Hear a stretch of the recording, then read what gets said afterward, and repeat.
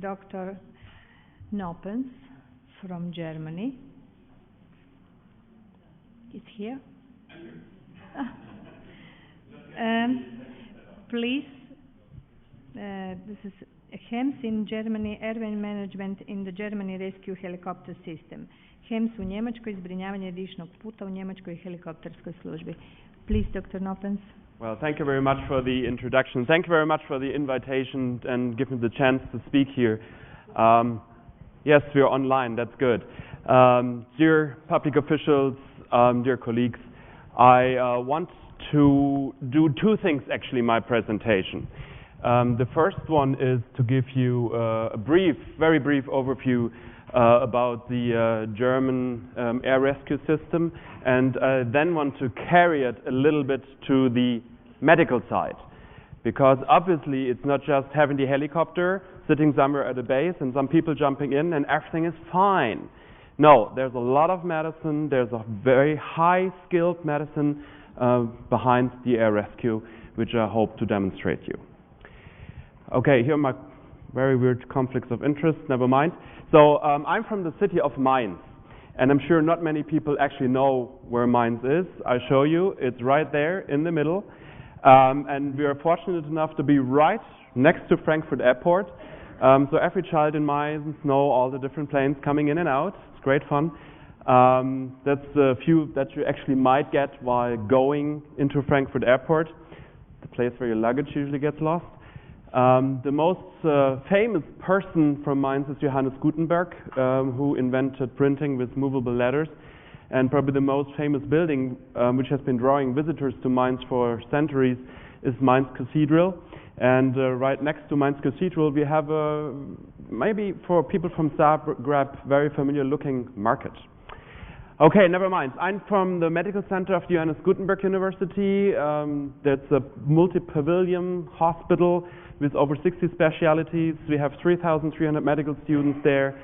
7,500 employees, we have 1,500 hospital beds, and we take care of 300,000 patients each year. My department is the Department of Anesthesiology. We take care of 26,000 patients each year. We have an ICU with 25 respiratory beds where we take care of 1,400 patients. We answer 6,300 calls with ground ambulances and our rescue helicopter. Each year we also take care of the medical emergencies throughout the whole hospital, and we are a total of 128 anesthesiologists. So, air rescue in Germany.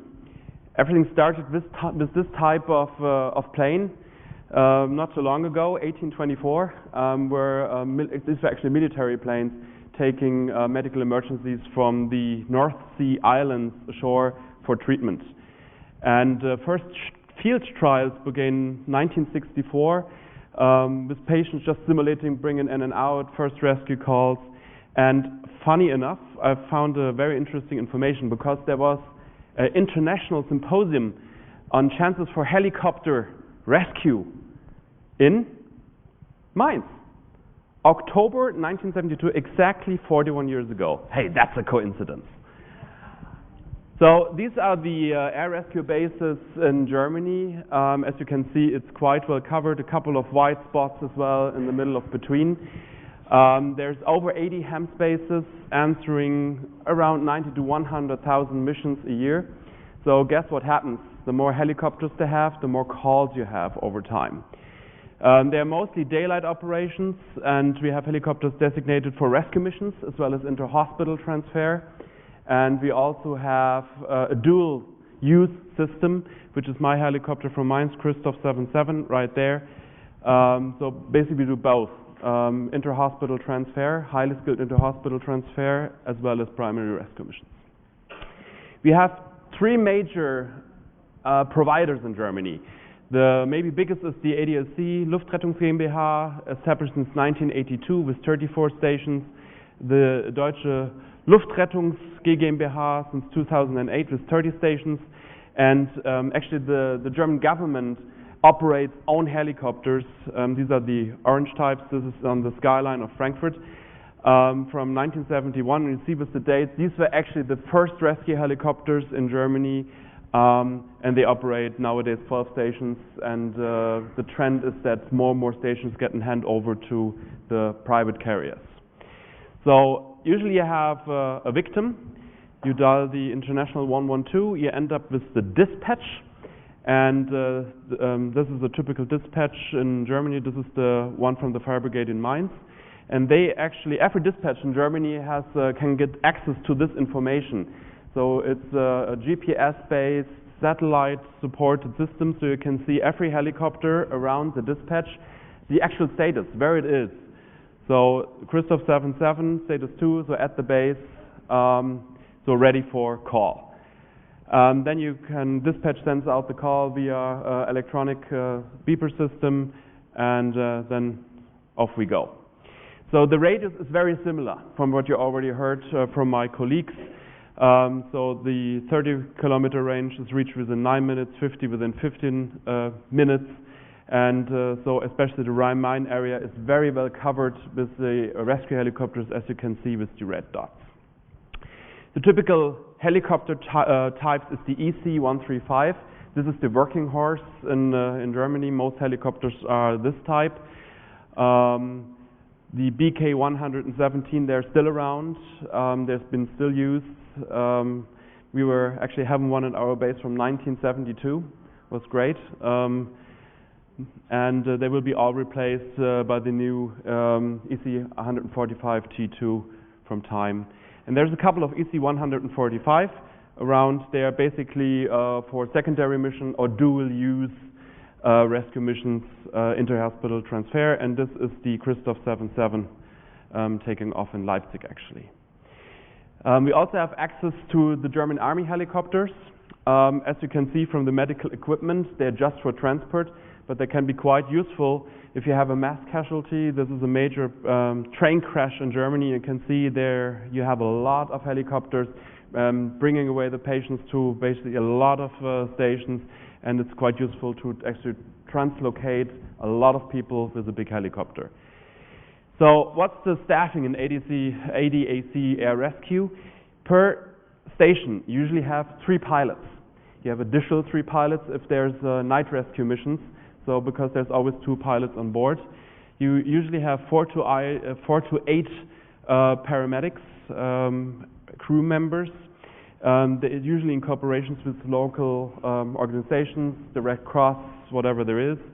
They are very experienced in ground emergency medicine, and they are partially involved in flight tasks, so helping the pilots to get there. The doctors are usually, well, actually all located to the hospital, because it's very important to have the daily experience that you have inside the hospital to bring it out. And as you all know, medicine is a very fast-moving field. And it's no use if somebody, leaves the hospital 10 years ago and suddenly, just works on the helicopter. The person will miss all the new ideas, concepts, and so on and so forth. So I think it's very important to have also a limited number of doctors to actually go to the scene, because you need them high qualified. So 90% are specialists with the ADAC Air Rescue, and 90% are anesthesiologists. The Christoph 77 in Mainz, we have 3 pilots.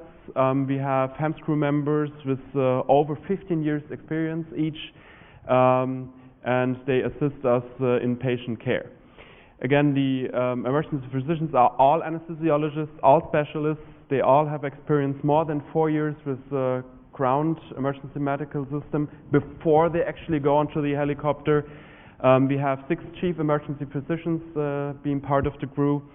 Some of them have the subspecialty of intensive care medicine. Remember, dual use, translocation of very sick patients, a sickened patient you can imagine, to major hospitals. So basically, each of us is on call 3 days a month on the helicopter. The rest of the day we spend on the intensive care unit and so on. So the mission profile, if you compare to ground EMS, they have a lot of non-traumatic cases, and everybody who's going out with the ambulances knows it's usually chest pain, shortness of breath, and so on. But with air rescue, you have a much, much higher amount of life-threatening cases, a lot of trauma, and many, many times under very weird situations you have the patient to take out. And there's a lot of transfer. It's around 5 to 20% depending on the station for transfer of critical ill patients. Very, very brief. That's the equipment of Christoph 77, which is very similar from what you have seen so far, except the incubator. So of course there's very sick children being born outside on the countryside. Who's taking care of them? Do you want to shovel them into an ambulance and travel over rocky roads? Basically we transport as well very sick children from the countryside to the major hospital centers. Training, very, very important. That's where the development is going right now. There is a plan of introducing primary rescue missions at night time right now with night vision goggles. You could discuss this over a whole Congress, I guess, if that makes sense or not, as well as training the pilots at the facilities which you already have seen, but also the medical crews. So the medical crews are going to training inside a helicopter dummy to really have the real in-flight situation under very controlled situations, and also handing over the patient in the hospital or taking over a patient from another intensive care unit. So let's shift gears into the more medical part. This is what my former chief, Professor Dick, told me when I was a very young physician. He told me endotracheal intubation in life-threatening situation is potentially dangerous. And yes, indeed, some patients wear this shirt and they mean trouble, as most of you know. And preclinical has certain challenges. So you see an entrapped person here with a respiratory arrest, which is very challenging to secure the airway, no room. There may be dangerous situation because there's gas leaking outside the car and so on. And also the patient itself. So this is a videolaryngoscopic airway management. So the tube passes through the vocal, and suddenly there's a regurgitation. These patients are non-fasted. In the hospital, in the OR, you have nice fasted patients, nice positions, you can take care of them, you have a high-skilled team. If you're in trouble, you open the door and there will be more people coming in, not in air rescue. The person who's out there, Mrs. Paramedic, the doctor out there, is in real trouble. Because if he calls somebody, nobody will answer. And our experience is most ground-based emergency doctors call the hospital, if the helicopter, if they're in real trouble. Okay, so basically you're the last instance. So to my opinion, the doctors going out on the helicopters must be as highly qualified and highly skilled and trained as possible. And preclinical airway management is difficult. Here's an evaluation, a small study that Arndt Timmermann did in Germany, and you see the major problems is position of the patient, entrapped patient lying somewhere in the field. There's a difficult laryngoscopy, and you have a high amount of secretions and aspirations. So very challenging, as you all know. And the challenge is to transfer a trauma patient like this found in the ambulance to a very well treated patient intubated inside to your helicopter. So how can you do this? And this is something what my younger colleagues always, for some reason, always forget. Pre-oxygenation. Very simple, highly effective. Just apply 100% oxygen via ventilation mask with a high oxygen flow. Use a PEEP valve. Everywhere there's a PEEP valve available, set to 5 centimeters water, and give it a little bit of time. If the patient is spontaneously breathing, you just simply buy time. If you're in trouble, getting the tube in, you have enough time without the patient desaturation and to put him into danger. And mask or nasal cannula, they're not adequate. We always use oral and nasopharyngeal airways if we do back mask ventilation. Why? Well, the airway is collapsed, and it can be very, very hard actually to do back mask ventilation. This is a picture from the OR with a nasal and oral airway in place, which can be sometimes helpful. Not too high tidal volumes, and always use 100% of oxygen. So, endotracheal intubation. There's been a huge debate going on for the last couple of years. Is it really necessary? some of the American systems, they even suggest that the paramedic brings the patient with back mask ventilation inside the emergency room, but it's pretty clear endotracheal intubation is the gold standard to secure the airway. You can do a proper ventilation with the patient, you have a very low leakage, and you protect the patient from getting gastric content inside the lungs. So this is sometimes what the patient kills over time. Okay, but the problem is, it's hard to learn. This is a learning curve for the skill for endotracheal intubation. It's very difficult to achieve. In this study from a Swiss group, actually, they showed that under very controlled condition, you need a minimum of 50 to 60 endotracheal intubations to achieve a success rate of 90%. So this is not a simple task because it takes time over years if you're not doing this on a daily basis. Another problem that we found is we looked at all the data, ground emergency medical system, helicopter emergency system, that a single doctor only actually does airway management and endotracheal intubation only 4 to 6 times a year. Day shift, night shift, 3 times a month. So this is an actual number. So to actually get to 40 intubations in the helicopter system, it can be quite challenging. At the same time, you want to put in the tube with as minimal attempts as possible. The reason is shown here. If you need more than 2 attempts, you have a very high risk of hypoxia, severe hypoxia, going the wrong way into the esophagus, regurgitation, aspiration, and even cardiac arrest. The chance for cardiac arrest is 7 times higher in an emergency patient if you don't get in the tube as quick as possible. At the same time, these are numbers again from Germany, from Göttingen, and these are all emergency physicians which can be considered experienced because they have at least 3 years of training. And you see that 11% the tube is too deep inside the airway, and 7% are not intubated even. The tube is inside the esophagus, and the only reason why these patients survived is because the patient was breathing spontaneously next to the tube. So this is dangerous. So what about intubation in trauma? And there's actually a very nice publication which I just show some key topics here. First, helicopter treatment of trauma patients and endotracheal intubation improves survival.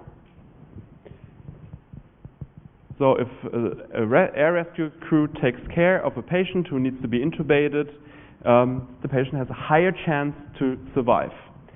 At the same time, same system, if a ground ambulance arrives with a ground medical doctor, actually the chances are worse to survive. So there's the medical data to support an air rescue system. And patients have to be normal ventilated. Okay. The journal editors actually made this point for critical and severely injured patients. The air emergency medical system personnel, who have more skills because they're more experienced, can provide better care than ground personnel. They have high experience. What about cardiac arrest? There has been a lot of pros and cons of that as well, but I think this is a very nicely done study because they included very well trained personnel at the scene for endotracheal intubation, and what you can see is that endotracheal intubation improves survival after cardiac arrest in the out-of-hospital cardiac arrest situation. So, what makes it difficult to place the tube? It's very simple. To actually see where you put the tube, you have to get a direct line of vision. And this can be sometimes very difficult, as this cartoon shows you, because if you try to achieve a direct line of vision inside the trachea, you cannot look around the corner. And lately there has been a couple of new developments, technical developments, that actually help you look around the corner. And these are the so-called videolaryngoscopes. So these devices have a small chip at the tip and a light source, and it's connected to a monitor. You can look around the corner and you can nicely see your airway. At the same time, a video chip has a higher angle of view than the naked eye. So that's another advantage. I brought you a video from a patient that needed to be intubated inside the helicopter. Just very brief. So the patient's been intubated, the video laryngoscopic monitor is placed here. So you need very, very small room. And so the doctor saw obviously what he wanted to see. And look, the paramedic, he looks on the screen at the same time. He knows exactly what's going on. And without further communication, he knows when to remove the stylet, when to block the tube. He knows when the doctor's in trouble if there's regurgitation. So basically, you need a very limited room inside the helicopter for intubation, and you also have somebody, the paramedic, who assists the doctor to really help with the procedure. And there has been many types out there. Unbelievable. Each year there's a new type of video laryngoscope. Are they all the same? Well, if you look at a couple of studies for difficult intubation, I just go through very quick. They seem to be all very good. So in a difficult intubation situation, they all do very well. Okay? So, okay, easy task, let's get the cheapest. But let me help you a little bit. I will guide you through the different types. So you can distinguish video laryngoscope with a guide rail. And I put this device a little bit aside because it's not an actual video laryngoscope. It doesn't work with video, it works with a different optic system, the AirTrack. But let's sort these out. So video laryngoscope with guide rail. There's been a new development which has not been on the market yet from GlideScope, which also has here a rail to assist to put in the tube. So the idea is to have a single-use plate or instrument, which is great for rescue because you use it, you throw it away, you just take the next one, bring it to the next patient. Once you see what you want to see, you just rail the endotracheal tube in and you're done. That's the idea. And you do not need a direct line of vision. So this is a device where the tube is loaded onto the plate, and I brought you a video. This one even has a site, so you bring the vocal cords right into the site and then just push the tube in and you're good. As simple as that. Everybody knows how to do this. Okay? But here's the next problem. If you trained with one device and you pick the next device with a rail, the guidance of the tube might be very different from what you see here. With that device, you're not allowed to lift up the epiglottis. With that device, you have to lift up the epiglottis to actually place the endotracheal tube. And what might be a problem with the rails for the endotracheal tube is shown here. That's the King Vision system. You see, great, fantastic picture, which makes it fun actually to place the tube. You see all the structure, the epiglottis. Here's the esophagus, vocal cords, and you try to advance the tube, which turns out to be a little bit difficult because it just does not go in straight. And that's where the problem starts, because if you have a difficult intubation situation, you have to start wiggling, and that can be quite difficult. And here's the Austrian experience. They made a study. So they trained their doctors, the paramedics and mannequins with the AirTrack system. And then they tested in the field, randomized, great study. And what they found is that with the new system, the success rate was only 47% compared to nearly 100% using it the old-fashioned way.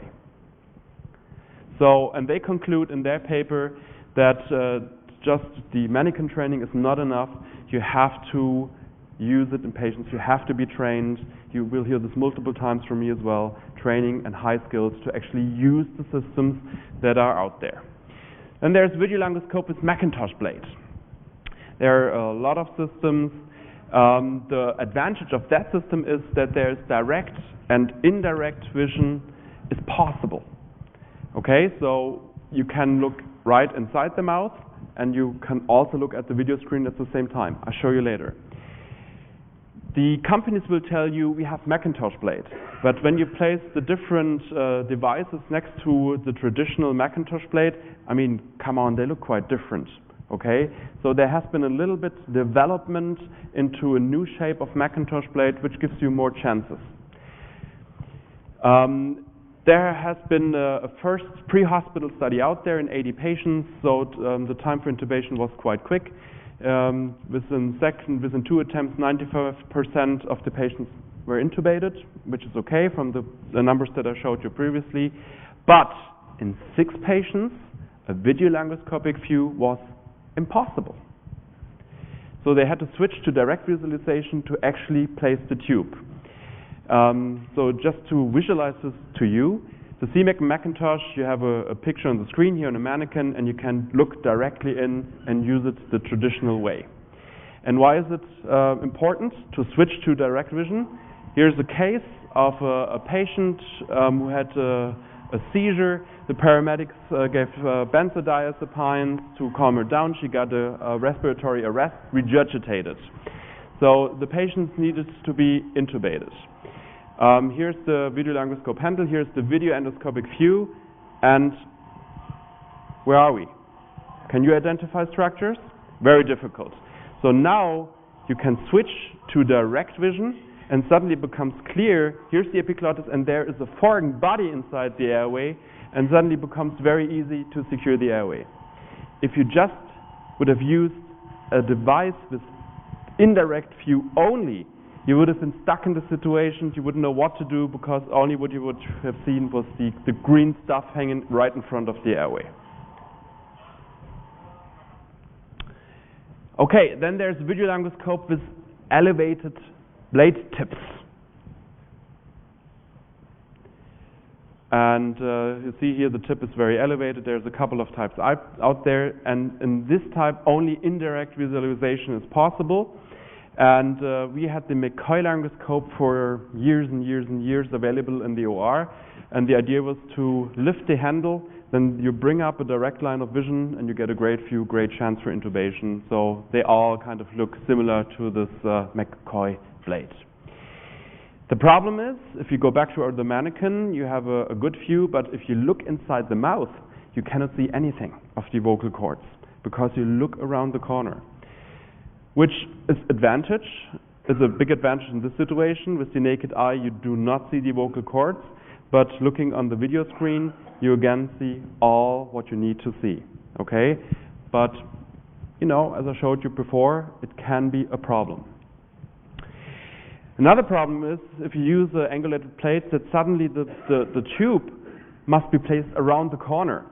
So in a patient, the vocal cords would be up here, but if you insert the tube, it's going down here, right next to the esophagus. So you always need to have a stylet inside the endotracheal tube to guide the tube around the corner inside the trachea. And the best shape that we found is the hockey stick shape. So now you have another problem. And this makes it difficult to use these new techniques. If you try to advance the endotracheal tube in this cartoon, it goes outside the patient. So you're kind of stuck inside the airway.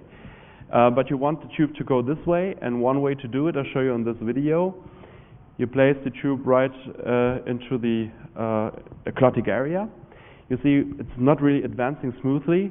What you can do, you do, come on, here it comes, a 360-degree rotation. So instead of the tube going up outside the patient, you trade inside the patient, and it will follow smoothly inside the trachea. And the new device, well, here's some very amazing numbers showing that the new device is not always making it easy. This is the McGrath laryngoscope with an elevated tip, and compared to the traditional Macintosh laryngoscope, the success rate is only 60% compared to 100% with the traditional Macintosh blade. It's more difficult. The time for intubation is much longer, by 72 seconds. Think of the trauma patients, traumatic brain injury. 72 seconds might be a lot of difference for the patient having brain damage for the rest of his life or surviving the whole scenario. You need more intubation attempts. And but hey, you have a great view. Okay. So why is it that there is many studies out there showing that with the new devices you have a great success rate And when it comes down to daily practice, it's not at all like this. It's practice. It takes a long time to actually understand how to place your tube and so on. And this is another study only recently published who compared direct laryngoscopy and video laryngoscopy in trauma patients, and they looked at patient survival. So does a video laryngoscope help you survive a patient? And if you look to the data, I mean, direct laryngoscopy in a mean of 56 seconds to place the tube, that's a very long time. And by using a video laryngoscope, it's even longer. And the success rate is similar in that study, but what they found that in patients with traumatic brain injury, a greater incidence of hypoxia and a higher mortality for traumatic brain injury patients. No wonder. 71 seconds to place the tube, that's too long. Okay? So hypoxia is an issue if you use the new techniques. So what do we do? How do we approach this problem? I show you the difficult airways. So this is the easy airway with a Cormick-Lehane grade 1. This is a very difficult airway where you cannot see any of the glottic structure. And if you use a traditional Macintosh laryngoscope, just the easy airway, no problem, you can intubate. But if you do not see any structures, it's not the right tool. It's very complicated to actually secure the airway. If you use a video laryngoscope with a Macintosh blade, you might probably get a better view with Cormick-Lehane grade 3, but if you cannot see anything, that's probably not the right tool either. If you use a video laryngoscope with the elevated tip, it can make an easy intubation even harder.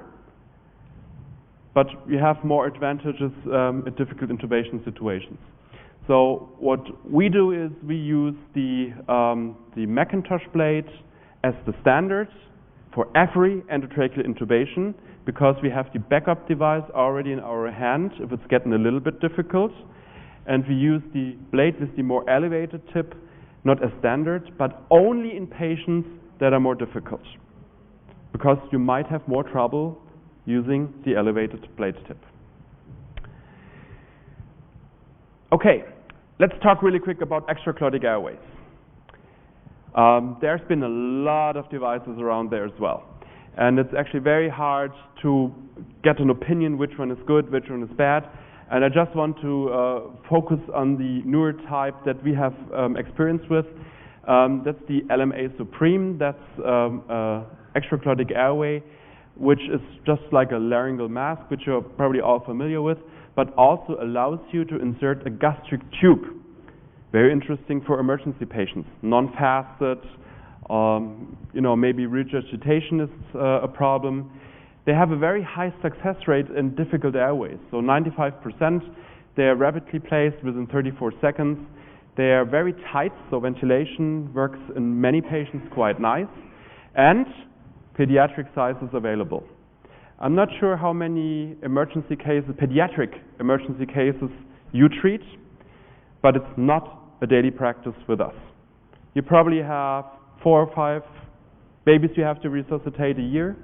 Traumatic injuries, thank God, very rare, but it's very challenging. And when you have to deal with the airway, you cannot intubate the child, what do? Have you ever tried to set a cricothyrotomy in a child, in a baby? Impossible. So it was very important to have pediatric sizes available, because this is an option if you cannot place the tube with the laryngoscope. And again, you can put in esophageal, you have gastric access to evacuate any content whatsoever. And there's only very recently published study from the Netherlands. And they showed that the insertion was successful in all patients outside the hospital with a very high first success rate, 98%. Sufficient ventilation was possible in 48 patients, which is a very high rate. And it was used in 32 patients that could not be intubated with high success. So it's obviously a good backup device. Here are some of the complications, which I want to point out is the air leakage, which was in 14% of patients, but nevertheless, I mean, that's a very low rate. If you think outside the hospital, in the field, some of the patients could not be intubated. There's the laryngeal tube out there, which has been around for a couple of years. There's two different types out there. The laryngeal tube without gastric access and the laryngeal tube with gastric access, just as the LMA Supreme that I showed you. And there's a new development that I want to share with you. We are only in the process to getting first data with that device, and it's an intubating laryngeal tube. So the idea is the paramedic outside in the field, first line, puts in a laryngeal tube, so he can ventilation. You have gastric access with that device as well, down here. So you basically, if there's regurgitation, you can evacuate it, and when the physician arrives, you can decide to actually place blindly endotracheal tube or inside the hospital. So again, this is something new. We're looking at this. There will be some changes with the design, but that might be a real option outside the hospital. First line for the paramedic, and second line for the doctor who cannot place the tube via laryngoscopy. It's very simply inserted inside the mouth. There's two cuffs which are blocked in the esophagus and in the pharynx, and they tell you that here the tip of the tube color matches with the syringe, and you just have to insert this amount of air and you're good to go. The problem is, you can see it here in that picture, the tongue always comes out a little bit. And I'm not sure if you have seen patients coming into the trauma suite with the laryngeal tube in place. They start swelling. That's a big problem. But nevertheless, we're convinced. So because they're easy to learn, have a high success rate, you can get gastric access. So every ambulance is equipped with that device. Every ambulance. So the paramedics, they don't do back mass ventilation anymore. As first line, they stick in the laryngeal tube in cardiac arrest situations. And this is done with a very high success rate. There has been a couple of patients evaluated so far. But again, if you use a laryngeal tube without gastric access, this can happen. This is a patient with massive air inside the stomach, in the gastric, in the colon as well. So this is a problem, because if this sticks up, you will have a problem ventilation the patient. So if you use such a device, always go for gastric access, because it allows to evacuate the air, and you can place a gastric tube as well. But again, swelling of the tongue is a problem, so always use one of these cuff pressure monitors to reduce the pressure of the device, so the tongue swelling might be not as much as I show you here. So we decided for the doctor on the helicopter on the LMA Supreme, because simply we use it on a daily basis in the hospital. So about 20-25% of patients in the OR receive LMA. So there's a high skill, a high experience with that device. It has a very high success rate, has a good seal, and again, pediatric sizes are available, which, you know, for the rare occasion of a pediatric airway management can really help you out. What about airway guidelines in emergency medical system? I show you here the American ASA airway management guideline, which call for help, and everything is in there. You're probably familiar with that. But what if you're out in the fields? Next help is very far away. So we decided to formulate our own guideline in Germany, and we also identified a couple of points that I want to share. First, in Germany, it will be only allowed for doctors to intubate if they have experience with more than 100 endotracheal intubations under controlled situation, supervised. And then they have to do 10 intubations each year to maintain the skill, not to put the patient at risk. And for people who are not skilled, extraglottic devices are used for routine. We decided to put in extraglottic devices with drainage channel or intubation extraglottic airway device to give you the chance to place the tube once the patient is in the hospital. And capnography needs to be used with every ventilation. That was one of the most important points in that. This is the airway algorithm, which I do not want to go into detail. I just want to point out that no matter if you use extraglottic airway or endotracheal intubation, it's limited to only 2 attempts.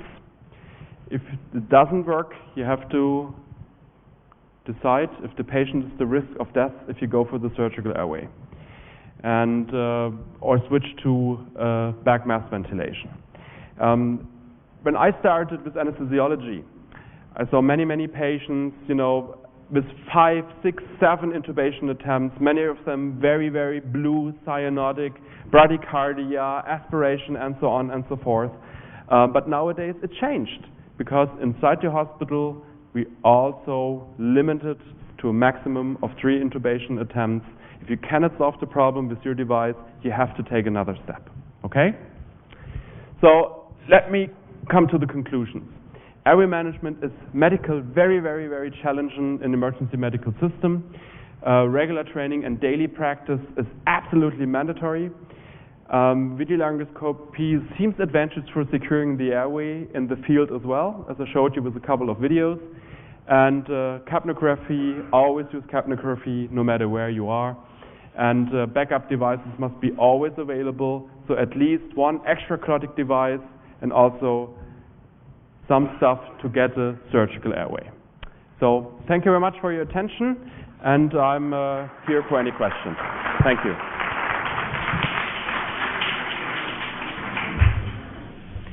Thank you, Dr. Noppens. And now questions. Pitanja. Ima neko možda za kolegu Zilu, doktora Noppensa, doktora Turija?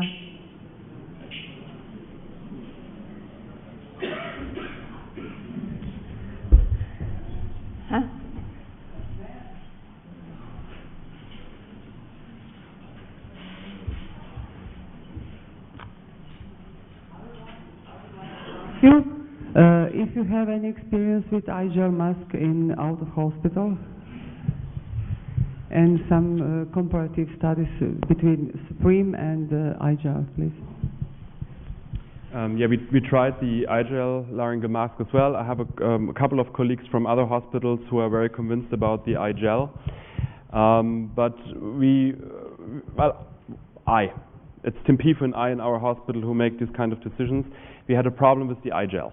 The iGel is a very straight device, which has a certain resistance. So after you insert it inside the airway, it has a tendency to slip outside. Also, if you take a fiber optics and look inside the breathing channel of the iGel, you see that sometimes the tip of the iGel is not occluding, it's not sitting tight on the esophageal sphincter. So there might be situations when you have regurgitation that you cannot catch everything through the gastric channel. The gastric channel of the LMA Supreme is bigger as well, it's wider, so a larger tube fits through. So these were arguments to actually finally decide for the LMA Supreme. However, if you have the iGel, it's good.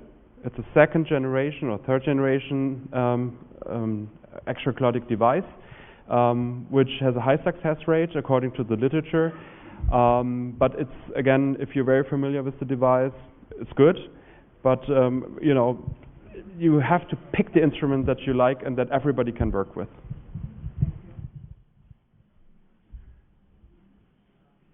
Thank you. Yeah. Molim vas, dajte... Ne, Dr. Noppens. Thank you. I have also a question considering the airway. If you please tell me, I read an article, it was published I think about last year, about some researches, not on humans but on animals, considering supraglottic airway mostly combi tube as well as laryngeal tube, concerning the diminishing of blood flow in carotid arteries. That doesn't happen in endotracheal intubation. So do you have any knowledge about that? Well, that's a very important point. The combi tube, I personally think, is one of the most promising ideas for physicians to secure the airway. And there was the company Roche who invented the Easy Tube. Then they got bought by an American company, and they didn't make enough sales, so they canceled the whole Easy Tube product line, which was, I think, was for, is this working? Was great for physicians, because you did your laryngoscopy. If you see the trachea, you go inside the trachea. If you see the esophagus, well, fine, you stick in the esophagus, and with one go, you can ventilate no matter what happens. So much about that. The problem with all the extracardiac devices, apart from the devices that you cannot block manually, is that if you put too much air inside the cuff, that you really obstruct blood flow to the tongue, to the nerves, and especially with the larger cuffs, as the combi tube or easy tube, it really can be that you can cause some huge pressure to major blood vessels, to put it that way. So the first thing what we do if we receive a patient from the ambulance or from the helicopter, we always check the pressure inside the cuff to actually get around this problem. We discussed it with some of the manufacturers of these devices because we really think if you put too much pressure inside the cuffs, you really could have problems for the patients. But maybe they follow, maybe they don't. We have to wait. But it's definitely a problem, too much pressure inside the cuff of extracardiac devices.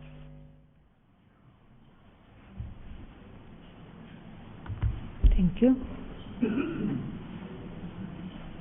Maybe question now?